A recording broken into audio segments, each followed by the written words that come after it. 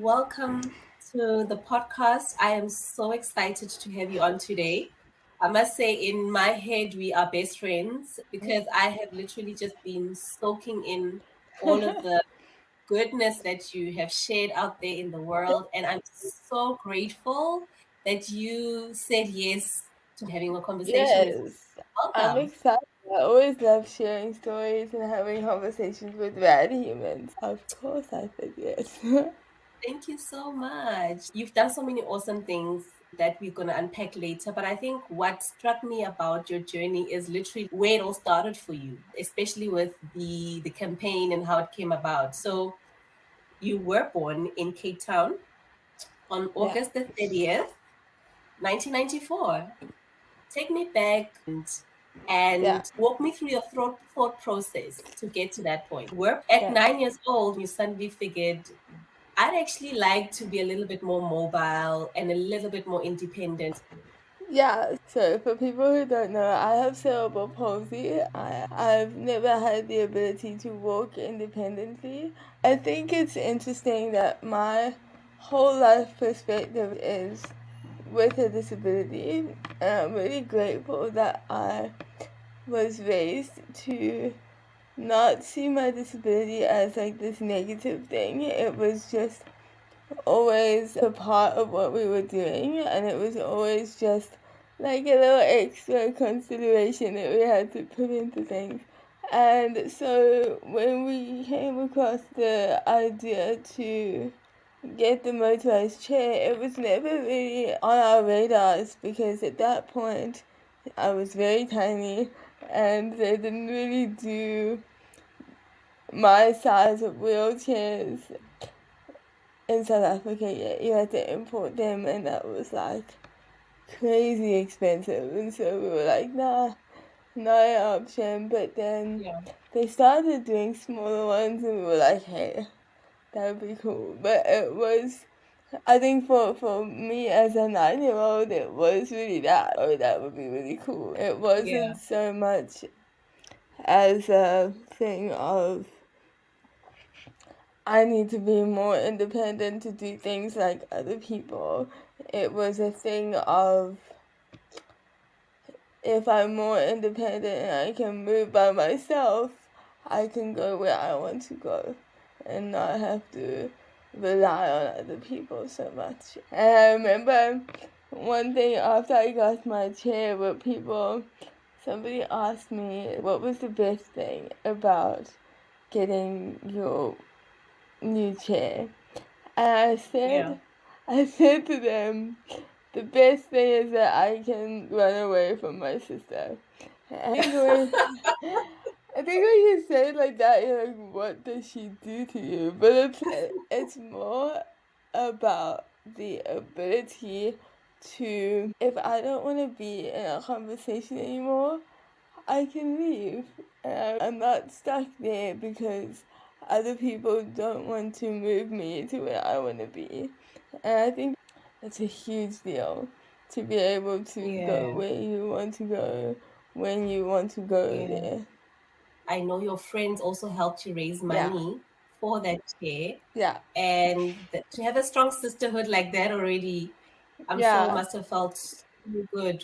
I think I'm so grateful for the lifelong friends that we have because it is a sisterhood.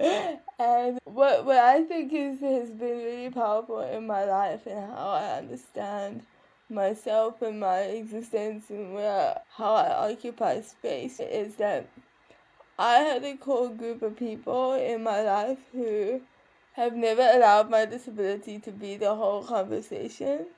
And Mm, I was allowed to be like bigger than my yeah. disability. And I think when things got a lot rougher, like in high school was Yeah. really hard, and like you get to questioning things like your Mm-hmm. worth, and bullying was a thing. And I'm really Mm, grateful that I had a core group of people that I yeah. knew I could rely on, and the belief systems and the narratives that were created with that core group of Mm. people that I am capable as a disabled person, Yeah. and it is okay to expect people to Mm. treat you in this way, and you are able to go to do big activities, and it's not that big of a deal to make a plan around your wheelchair. Like, all of that messaging Mm. that I had as a young person, I think, was really helpful to me when things were hard, because then Yeah. I could lean on that information and be like, those people don't understand me, and that's okay. Mm. It took me a while to get to that point of Yeah. being like, it's okay.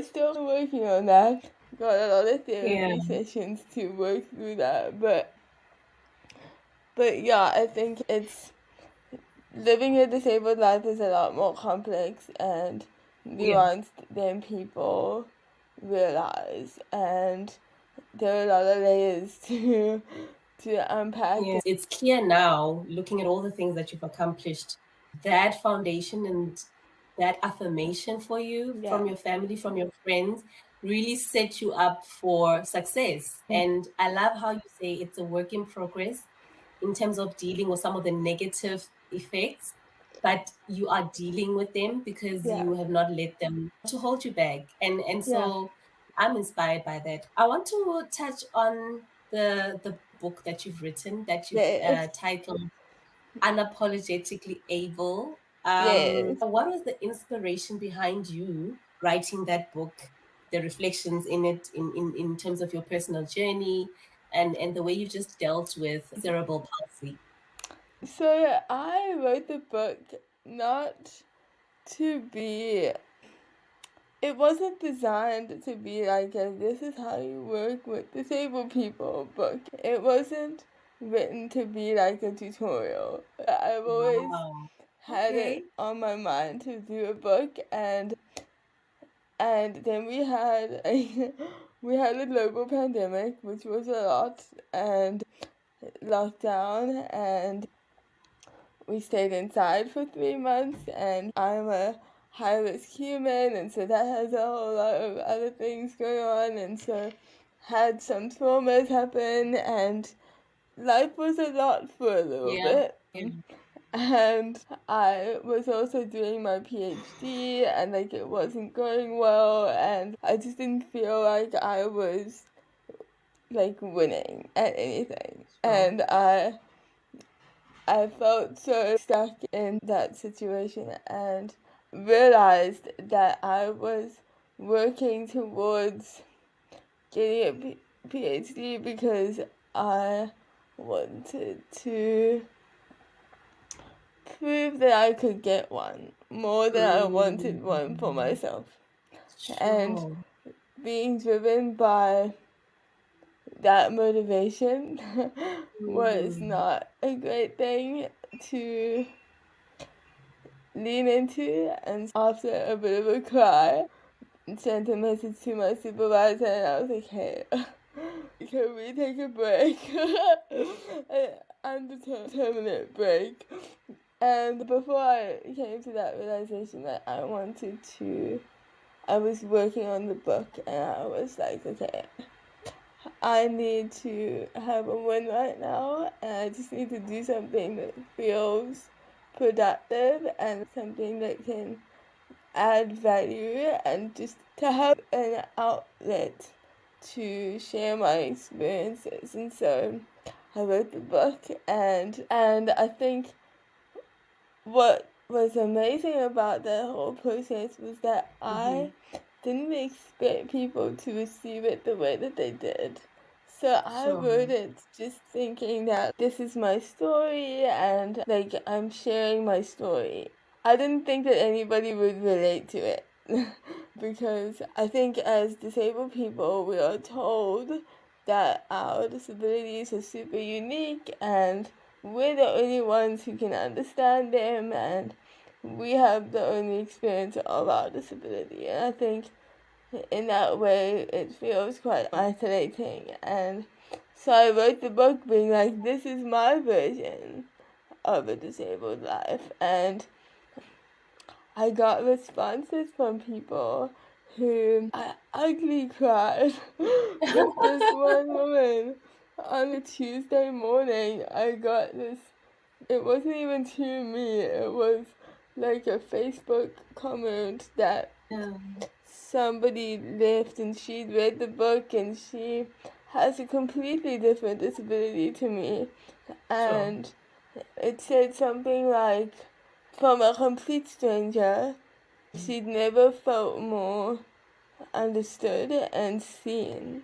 And so the title came to me at 2 in the morning or something, and I was like, this is it. Okay. Because I think what it is that people think that when you're able and you're disabled, you can't be both of those things. And I don't agree with that. I think there's Sure. ability within disabledness, and your disability brings different abilities to your life. So I think what I can relate with the lady who gave you feedback about your book and just cried and just felt like you speaking to her because you move from a place of authenticity. You don't claim to have Yeah. figured it all out. You said, I've always been super honest and open about sharing my story about my life. I'm putting it all out there. And I'm saying I don't really know what I'm doing half the time with certainty. I'm not an expert in a lot of things as a disabled person who is trying to do all things. And you certainly are doing all things because you have not only written the book, over and above that, you have summited Mount Kilimanjaro. And in your TED talk, you speak about the experience of summiting Mount Kilimanjaro in such a Yeah. beautiful and a humorous way. And I think all our listeners should do themselves a favor and just go and listen to some of the things that you share there. But Yes. I think my question about your experience on Mount Yeah. Kilimanjaro is well done, first of all. Thank Kudos to you. you. But I want you to take me back to the Mm. moment where you reached your final destination and you're right on top. What was going through your mind? Because you Mm. literally faced your fears dead in the eye and you said, I'm doing this. And you must have had some challenges along the way, which you Oh share in the yeah. Yeah. but your feeling once you were done and Mm. dusted and you're right at the top, how did that feel like for you? So I'm also literally right around now. Before we came on this call, I was working on my second book about the Kilimanjaro mission. It's coming and all the little details are going to be in there. But I so I'm excited to share that story as well because there's so many stories within the story. And I think I didn't have this like, woo, we made it, we're the champions of the world. I felt so sick. I was so tired. I was like, good job, us. Yeah. And then can't breathe up there, and it was beautiful. It was very beautiful to be up there. And I think we were up there for 20 minutes or something. And we took some photos and we did some videos, and then we were like, okay, cool, can we go down now? I think it's not like an anticlimax. I think it's like the most beautiful way to appreciate that mountain because it's hard to explain what you get from climbing a mountain like it. It feels like a sacred experience. It's such a privilege to Wow. have the opportunity to experience nature in that way and to work together to get to the top. And I think I wasn't fully aware of the fears that I was facing. I think there were some obvious ones like, is it a really good idea to go climb a mountain with people who have never been involved in my life before? Are we really Mm, going to trust people who don't know what they're mm, doing with like 100% of my care? So mm. it's like those kinds of things. My mom had a big fear that I was going to fall off of the mountain. And my sister had a fear that I was gonna get like altitude sickness and it was going to be so bad. And so I think my traveling up the mountain, it combated my fears, but also the fears of other people. We had Oh, two of our team members didn't make it to the top, and one had to go home on day 4. She got pretty sick and had to sort that out. And then we had one other team member who made it to base camp, and she started to feel sick and decided that was where her mountain summit was. And so that was also a big lesson, that not everybody's mountain ends with a summit. And that's perfectly okay because you're learning mm, what you need to learn in that moment on that mountain. mm. And that is such a word, even like for me. Yeah. And you've dropped so many bars just in that journey. And you talk about how you literally had to surrender even your safety and to other people. So as you summited, you had to rely on other people that had not necessarily relied on before. You had to trust that your body will carry you, that your lungs will be able to take in the air. You had to Yeah.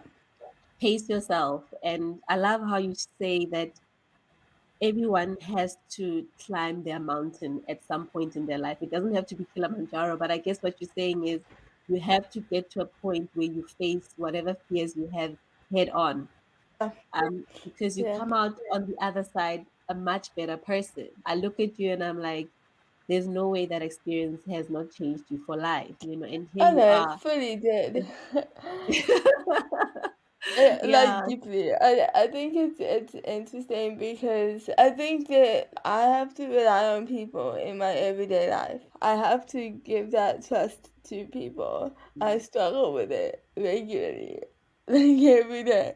Yeah. And I think Kilimanjaro was an extreme example of, yeah, it's okay to do that and it can work out. Like people can actually step up Come and people can come show through for up for you. you. Yeah. People are capable of doing that. And I guess climbing a mountain like that is quite the extreme way of learning that lesson. But I think it was an important one and a big one that I take with me. And I think I took that as well from the mountain. That every so often when things are a little bit real, we just have to be like, Mm, okay. And you're just pausing to clarify the intention. And I yeah. think that's important, and having that awareness and allowing yourself to change the path as well. Like with my PhD, I sat with it for a long time and happy about it because I didn't want people to think that I was like giving up on it.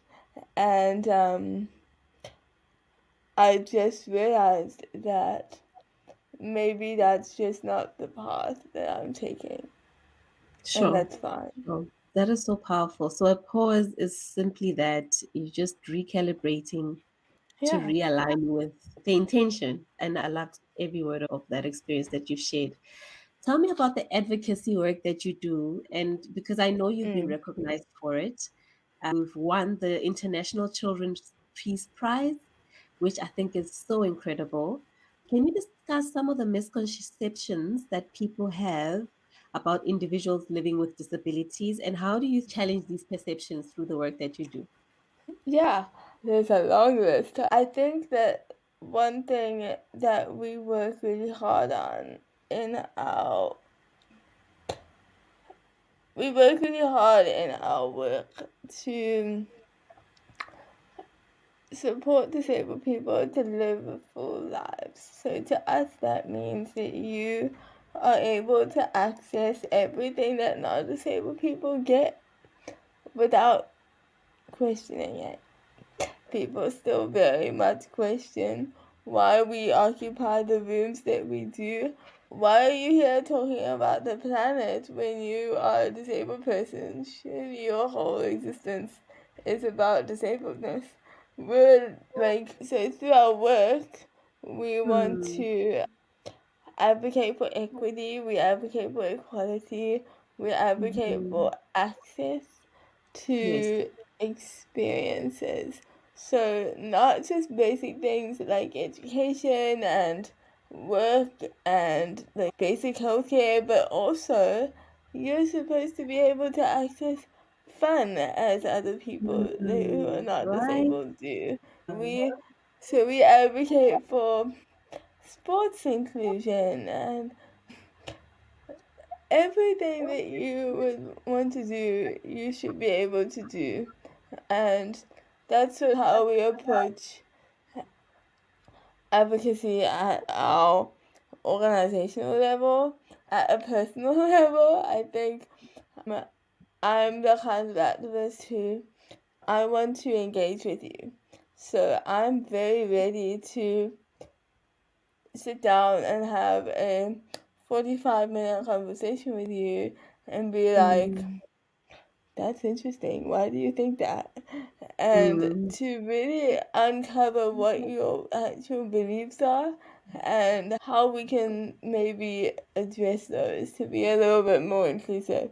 I think too often people try to achieve everything in one step, and that doesn't happen. And then you get really sad because it's not happening. But I think it's about making room for ignorance and people not knowing. If you have experience and you've been told by people that what you're doing is not acceptable or appropriate and you continue to do it, then that's different. I'm gonna judge you for that. My one friend said something, I don't even remember what the comment was, but I responded to him and I was like, that's the most ignorant thing I've ever heard. And Mm. clearly I was tired that day. And That I love that with your friends, you guys have those frank conversations and you're comfortable enough to check each other. yeah, like that hurt my feelings a little bit. And I think I went away with my friend and I stayed with him for a week or so, and we had to figure out how to communicate around things that we hadn't communicated around before. And I think that's a really valuable advocacy process because you can say how you're feeling, I can say how that makes me feel, and then we can move forward towards a better understanding of each other. And I think that's what advocacy needs to be. It needs to be it's not just us spreading Mm. information and saying Yeah. this is how it's really a two-way conversation of how do you see this? That's not how I see this. It would be better for me if you spoke about it like this, because when you say this, I hear this, and Mm. that goes both ways. And so, in having that approach, I think I've built really good, strong, reliable connections with the people in my life who support me, and that empowers me to do the epic things that I do because I can be brutally honest with the people around me. I want us to go back to what you touched on about sports inclusion, which I think is Mm, so cool because you are a frequent mm, participant of the Comrades Marathon. Not only that, you also yeah, love participating in the Cape Town Cycle Tour, which I yeah. think is so cool. My husband's also a cyclist who loves that race in Yes, particular. you should come ride So for us. he should. I'll let him know. How did Yeah, you get into cool. this endurance sports? How did you even say, I'm picking the toughest sport I can Oh think my of and I'm gonna goodness. join? It's funny. I thought about this a couple years ago, and that the sports that I do now as a disabled person, I fully believe that I probably wouldn't be doing them if I was a non-disabled person. I'd be going and playing squash and tennis and hockey. I come from a hockey family. Like everybody has been like a provincial player, and I think the sport is embedded in me, but my disability led me to the ones that make sense for my existence. And I think it was last year I was at one of my gym sessions and we were talking about how I don't like 10-kilometer races and how like I don't want to do the short ones. And my coach Marco, he was like, "But Katie, that's because you're an endurance athlete." And I was like, "Oh yeah." And it's weird because I think that doing these endurance things and these long distance ultra things works for me because my body takes a second to realize what we're doing and to get on board. Doing the 10K, it doesn't work for me because by the time we've done the race, my body is waking up to what we're doing. I think that is so cool that I think similar to you, I'm also in a space where I'm trying to face my fears head on. And I like how you paint the picture of what a typical race looks like and that you are bound to face challenges here and there, but that doesn't mean that you're not going to finish. So I love that for you, Kylie. And I wanted to ask you Mm. how how you felt to be part of the Obama Foundation Leaders Africa program. I think you were class of Yes. 2018. Yeah, so I was a part of the inaugural African Leaders group, and it was really interesting because I was super intimidated. It was a group of 200 of us, and I was one of the youngest there. I was like 24 or something, and I was a baby and I felt like a baby in that space. I felt like here's me over here and I'm like a little activist and here are these people who are like running governments. I think it was super important for me to go into that and to realize that they chose me for a reason and my value is equal to these other people that are just working differently and working in different spaces. And just because my activism isn't always loud and super visible doesn't mean that it's not valuable and meaningful Yeah. and creating impact. I think what you're mentioning sounds a little bit what like this imposter syndrome where you find yourself in a space and you look around and you see all these people that you perceive to be better than you and Yeah. you feel a little bit intimidated by that. But I'm glad that you pushed through that and you realized that you were meant to be in that space and you were like chosen Mm. for a reason. And Yeah. it's so clear from for me at least why you were chosen. You've been bagging these awards. You were also chosen as Forbes Woman Africa Young Achiever. How did Awesome. you feel about that? I was really excited about that. Yeah, everyone talks about Forbes list, so I was like, hey guys, I made it onto one almost, and that was very awesome. I was really excited to receive that and for our work to be recognized in that way. I think what I really appreciate about all these awards and the recognition is that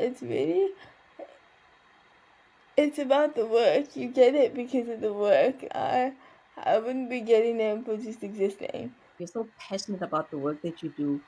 Why did you even decide I'm going to start a campaign, the Kylie campaign? Because I know it's a holistic disability support initiative that you Mm. started. And you talk about all these things that you've done and the exposure and the awareness that you want to bring to the work. Why is the work that you do, especially within the context of Kylie campaign, so important to you? I think it's important because I am. arguably a privileged disabled person. You have to think about the people who don't have that level of support, who don't have the people who are like, yeah, you can go do that. I believe that every disabled person around has a legacy that's valuable, and we deserve to live out our legacies, and sometimes you just need some support to make that happen.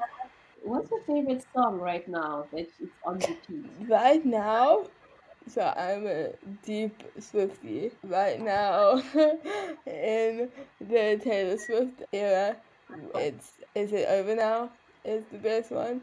But also, I'm leaning into an artist called Chinchilla, Okay. and she's wonderful. And she has a song called Trigger that I just found, and I'm playing that obsessively. Highly recommend Taylor Swift and Chinchilla. I'll give it a listen. Okay. And your favorite destination, your favorite place that you've visited in the entire world? Ooh, okay, somewhere where I've been already. Sure. I think I think it has to be Costa Rica. We were there for 4 days, and it was the most incredible experience I've ever had. I loved it so much. The people are wonderful. Awesome. And last one, your favorite motto that you live by or that you've heard. So I think there are a couple. So one that I heard the other day that I really appreciate, I don't know who said it, but they said, if you're going to doubt anything, let it be your limits. And I really Wow. appreciate Love that. I think that. that's awesome. Love And that. and I think another thing that I love is there's an Emily Dickinson poem, and the one line in the poem says, it says, if your nerve deny you, go above your nerve. And I love Mm. that. Love it Um, too. and then I think the sort of last-ish one is like anything that Brene Brown says. I love You her and me so both. much. Oh, it's I think awesome. I think if I met her, I would crumble in like in like a fangirl mess. It would be very much a problem. But it's alright. One of the things that she said in a podcast or something that I think is really powerful, that's really helpful, is because I'm a bit of a people pleaser. We're working on this. But she said, choose discomfort over Mm. resentment every time. Mm. And I Mm. think that's really powerful because so often we do things to make it more comfortable for other people, and then that doesn't serve us in a not selfish way. You need Mhm. to focus on serving you so that you can serve others and be of value for other people. Lisa Nichols says you need to love other people with your overflow. And Mm. so I Oh, think we just, Lisa Nichols, all of these good people are just like, love it. Love people from your yeah, overflow. from your overflow. So Oh, you have to make sure that you're loving yourself to the brim so that your yeah. overflow and your love for other people doesn't take away from the love that you have for yourself. And I think Yeah. that's a journey that we all need to work on because self love is hard. It's not an easy road to take, and it's a continuous road. We continue learning as we go. I think it's super valuable to have someone like you in our society who's just such a ray of light. And I wish you well in all your endeavors, Kylie. I think Thank you so much. there's still so much more that you're going to be doing. And I hope Yeah. in everything, I hope that you keep growing stronger and stronger and bringing more light into the world.